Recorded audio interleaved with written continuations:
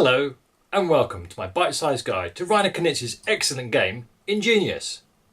This isn't a review, but it's a guide to the rules that will let you get straight on and play the game. So what do you get in the box? Well, there's a bag with 120 pieces or tiles which have two coloured shapes on them. There are 6 colours and each colour is a different shape. Each player, and there can be 2 to 4 of them, gets a rack onto which they put 6 tiles. The youngest player starts and play goes clockwise. The board's a hexagon made up of little hexagons that match the size of the tiles. 6 hexes already have a coloured shape on them. They mark the edge of the 2-player board. 3 players get to use the light grey ring round the outside, whilst 4 players use the whole board. Each turn you get to put a tile down.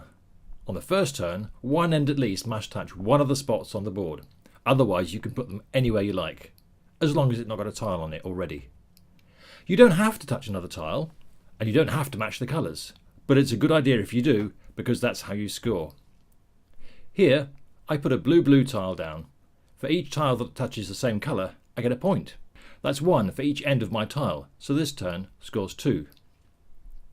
The next player puts down a blue-green tile. She scores 2 points for the blue because it's touching that line of 2 blues. You can score in any direction, so here on the next turn, I put down a blue-green tile, and that scores me 3 blue points. 1 for each touching blue tile and 1 green point. Next turn scores 2 blue points, but nothing for the orange.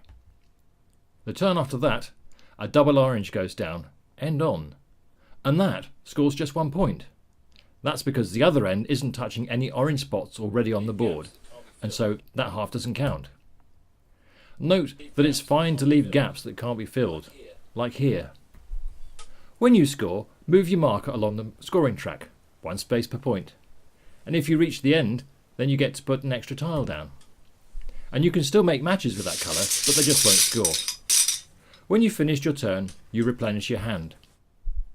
When you've filled your rack, and if you haven't got any tiles with the colour that matches your lowest score, then you can opt to change your hand.